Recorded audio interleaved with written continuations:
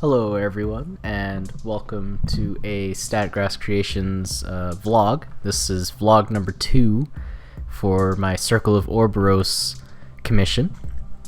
Today I'm going to continue off of where I left off last time, which is the Tharn Ravagers,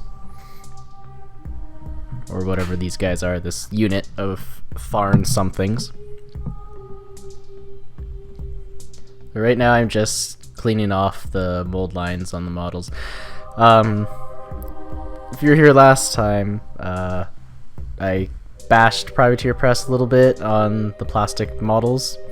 I think this was one of their more recent plastic models, so they did improve. They are improving, definitely, on their models, putting the mold lines in more appropriate places.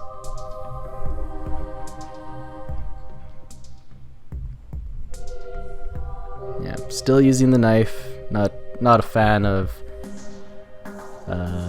files as of yet, anyway.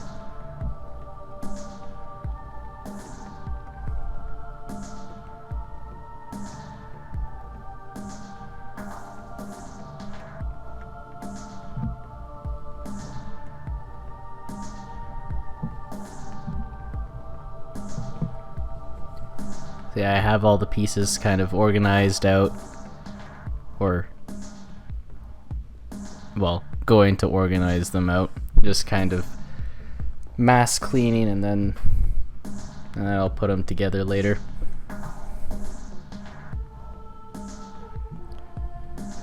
So I couldn't record the audio at the same time as filming this, or I didn't record the audio at the same time, so I'm doing this after the fact. But sort of, I think I'm getting my point across anyway. My point being, I'm just recording myself building a commission that I have.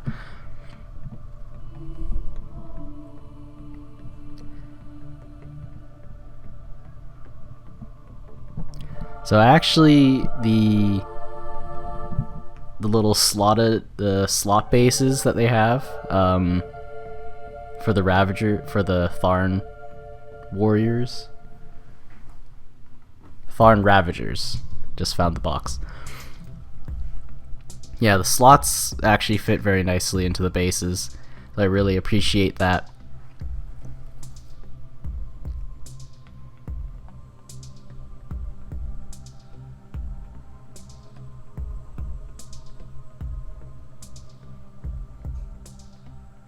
Here I'm just, I think I'm listening to YouTube videos at this point, so I'm just kind of like cycling through different videos.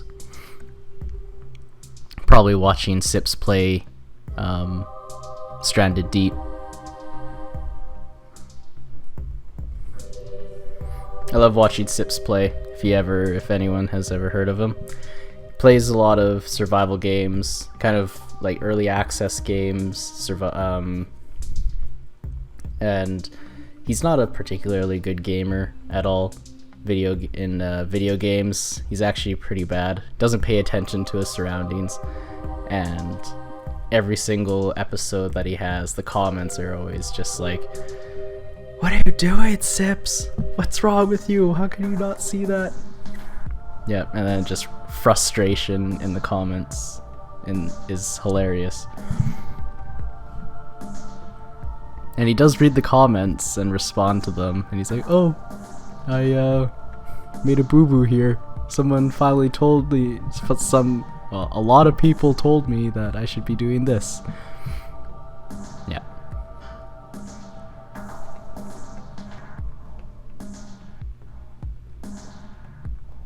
So anyway, back to modeling. The Tharn Ravagers, I'm surprised at the amount of detail that they have. There's lots of different textures on the models. Like the trim on the arm guard over there. The forearm guard actually has like rivets on it. The bandages actually look like bandages, or the wrap on the arm to hold the arm guard in place.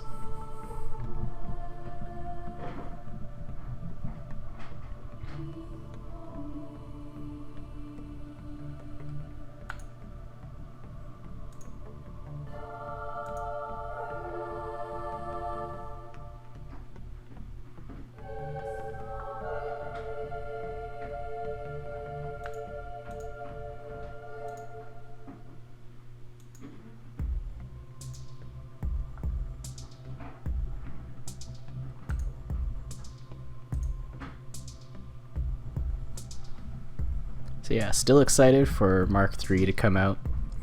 Let's see, I think I looked at, you know, the leaks for the cards. I looked up the like Harbinger of Menoth, stuff like that. I mentioned this a little bit last time, but I thought the Harbinger of Menoth, like a lot of the Menoth stuff doesn't look like it took a hit at all in terms of like gameplay. A lot of their stuff remained the same, at least the stuff that I use. I have no idea what the stats are on the battle engine or the colossal or any of that, any warcaster aside from P. Krios and Harbinger of Menoth. I have absolutely no idea. Like I have Resnick, right, and P. Krios, Harbinger of Menoth, but I played Resnick a couple times, but not enough to actually like know how to play him.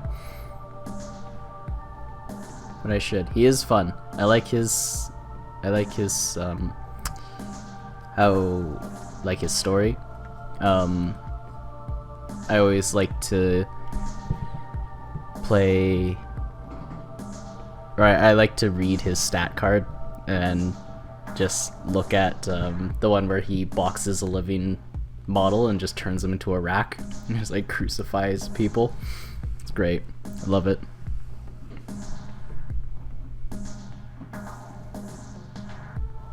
Yeah, I was sad to learn that racks, they're now 1 point each rather than 1 point for 3 now, which I think is pretty appropriate. But then again, I don't know the point system, and they still kind of do the same thing as before. And they're still, like, this edition, you're supposed to take them wherever you can. There's just like the Choir of Menoth. It's so good, such a staple for the army.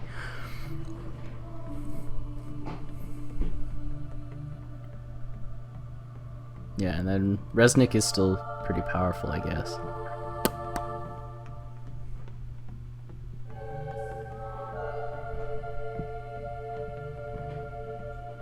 So yeah, and then his battle engine version of himself, the freaking chariot, just looks so sick. I'm sad that I don't play War Machine very often. In fact, I don't play very many war games very often, but I regret not playing more. Maybe I can play on my own a couple times, but then I only have Menoth here at my place, so it'd be kind of sad. Maybe I can like proxy my my Malifaux crew or something like that. They have the same size bases for stuff. Oh, and my Relic Knight stuff. I also have a Relic Knights army. Diamond Core, Black Diamond, yeah. Played that once. It's actually kind of neat. There's no range for guns, because I guess they scaled the game so that it's kind of like, it's not, the distance isn't exponential, kind of like in 40k, where whereas 4 feet is more like a kilometer, but then when you're in base contact, you're, you know, in base contact. And then as you get farther and farther away, the distance doesn't match up 1-for-1 if you were to actually measure it out in the terms of how far these weapons should be able to fire. So yeah, in Relic Knights, all you need is line of sight, and then you can shoot the enemy.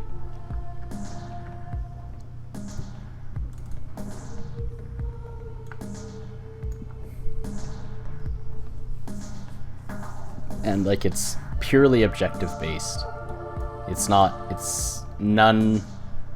Some of the objectives are like kill the thing, kill people, but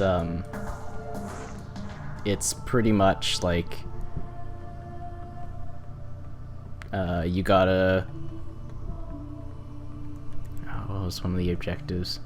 It changes every game actually, depending on what card you choose, what cards you draw, and what faction you play. So the faction objectives, you get like 3 or something like that. You random 3 or 3 to 6, something like that. You get a primary objective, secondary, whatnot. It all depends on what cards you draw. And then primary objective could be if you get the No Empire, the Japanese demon guys. It's a lot of like kill stuff, whereas something like I guess Black Diamond is a lot of sabotage. So there'll be primary objectives, they all have life. All the primary objectives and secondary objectives, they have life to them, and you're supposed to like stand next to them and like sabotage it, or put sabotage tokens, quote unquote, on them. And then if you do that X amount of times, you win. So it's a lot of like it's all objective based, stopping your opponent from completing the objective. And I think deployment is pretty different. It's not like pitched battle where you deploy one side at a time. You could deploy pretty much in like 2 separate places or 3 separate places, but it can be any way you choose. So you can have guys that are completely isolated, or you could have like your guys in the middle of their formation. It's just, yeah, it is pretty different. Totally, yeah. Yeah, it does play differently. I do like it. Still wish I could play more.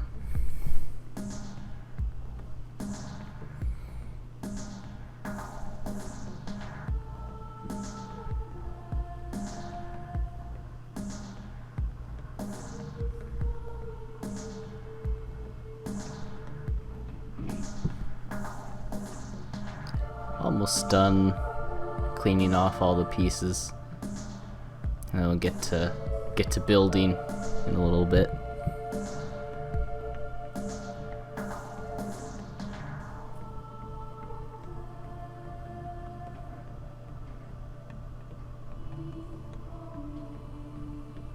Yeah, that rumbling in the background, you can hear it, is my washing machine. I'm sure you all know that sound, the familiar sound of a washing machine.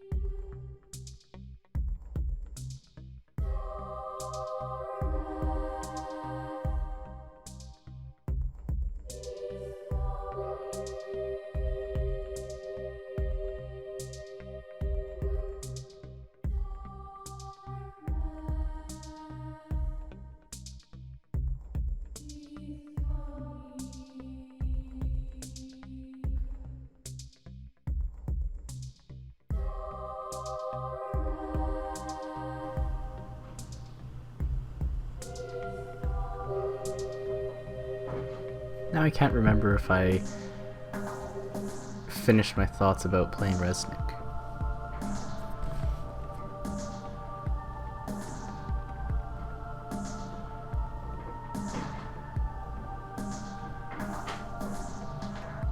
Well, either way, I wanna play the his battle engine. I just wanna get it so I can look at it when I build it and paint it. Just the same as the battle engine and the Colossus. Oh, they just look so cool. And then, like, I also want to get a Scorn army.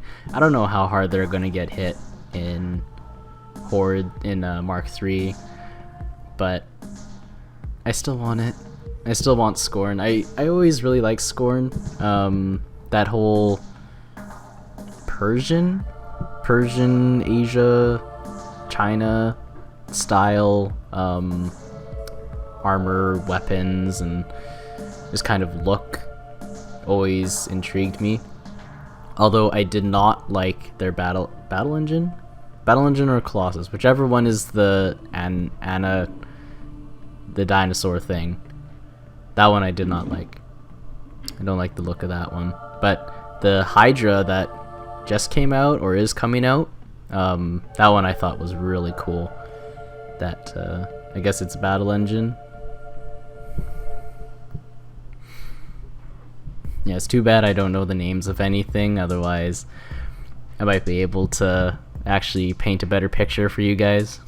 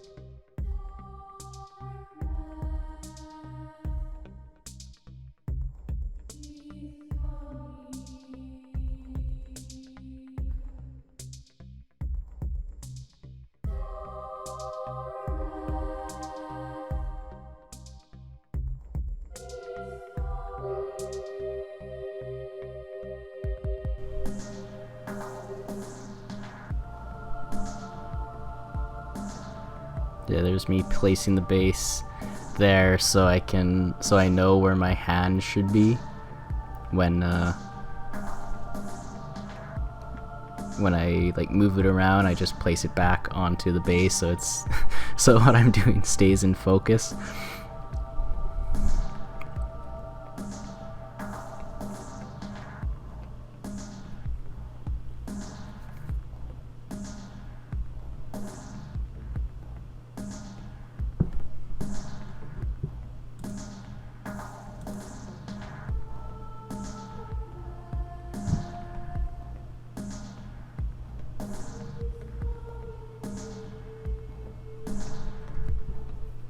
So in the world of video games, I got Total War Warhammer. I just had to. It looked too cool, and I love it. It's so good. I'm not good at Total War games at all. Total War Empire was like my thing. Shogun Total War 2 or Shogun 2 Total War. That one was really good too, but that was my brother's thing. He's logged like 1,000 hours on that freaking game. It's amazing. And then I also have like Rome, Napoleon. Is that it? Medieval 2. I got the Warhammer mod for Medieval 2 and the Third Age mod for Rome 2, or just Rome. Those were really well done. I didn't play too much of it because by that time Warhammer Total War was almost coming out, and I and I had a couple other games. I was still playing like Counter-Strike and stuff like that, and League of Legends with my friends. That kind of took me off of that. And then I moved out, so I got a new computer, and then at that time I got Fallout 4. I wanted to play through that, and I just kind of kept getting distracted by other games. And then just before Warhammer Total War came out, I wanted to play Empire, hopefully try and finally finish a campaign, like the grand campaign for the British. Never did. Like, geez, so bad at that game. I like turned 50 or whatever. It's like,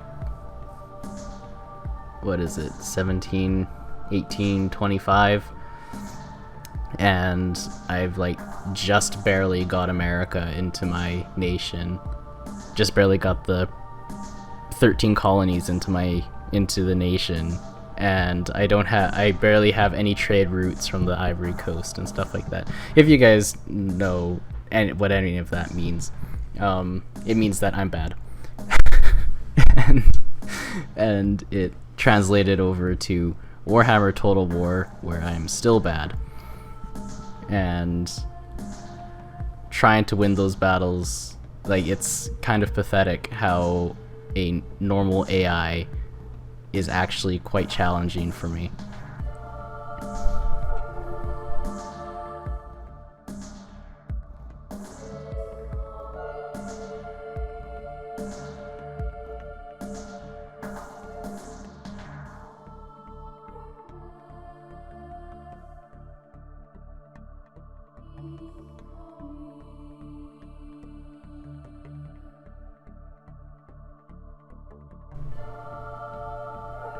Yeah, and then in the world of Blizzard, a bunch of my friends got Overwatch.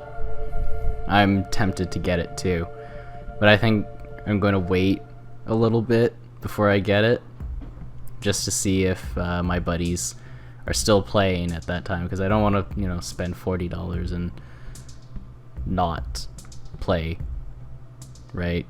I only get a lot of games because my friends have it, and I want to play with them, right?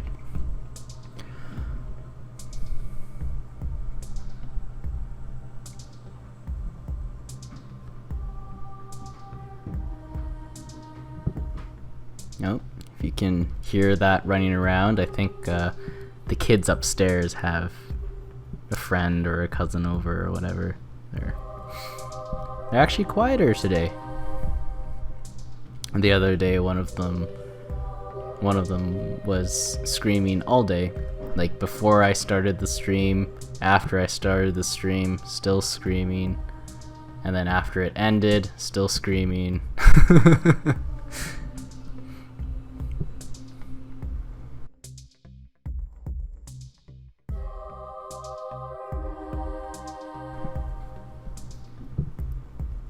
Yeah, I think this is the last piece.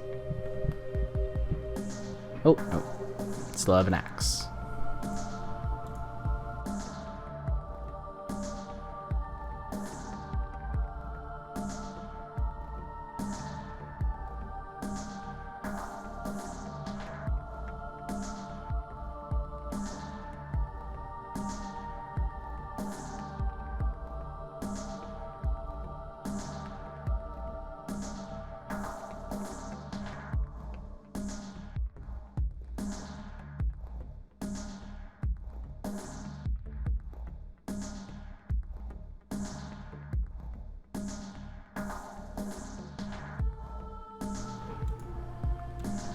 So glad that they managed to put the sprue end on like good places, like the inside of the arm here, or where the joint is on the arm there, or at the butt of the axe on the weapon there.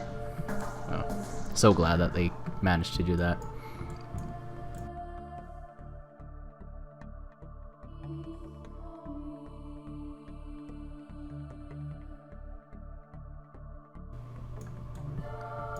Okay, so now finally finished cleaning up all the models. And now I'm just sorting them out so it's easier for me to build.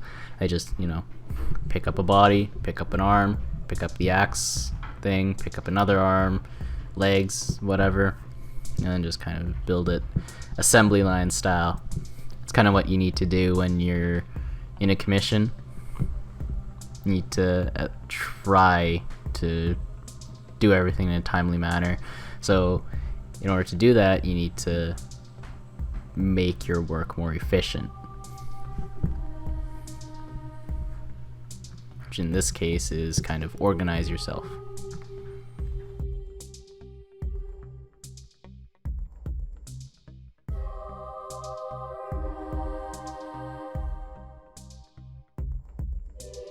And as you can see here, I'm having a little bit of difficulty figuring out what goes where.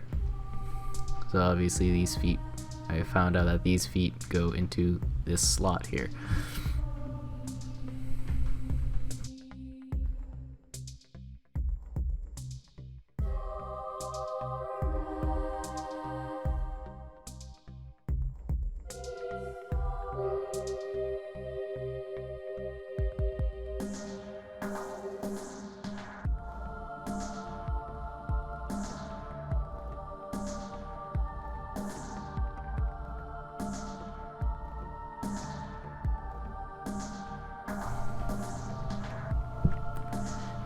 We'll find out if the super glue holds,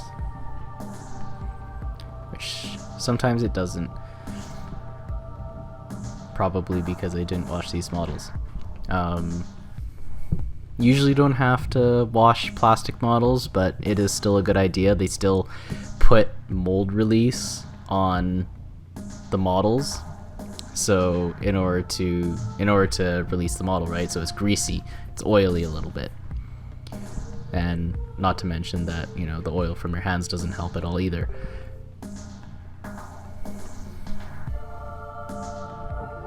But if you're having problems having your glue stick to the model, particularly super glue is more, I guess, plastic glue would be pretty freaking obvious because it won't weld together, but with super glue, it just, you'll have trouble sticking together because it can't find a surface to adhere to because the oil's in the way, right? The oil is too greasy. Just wash your model. A lot of times that's what you need, right?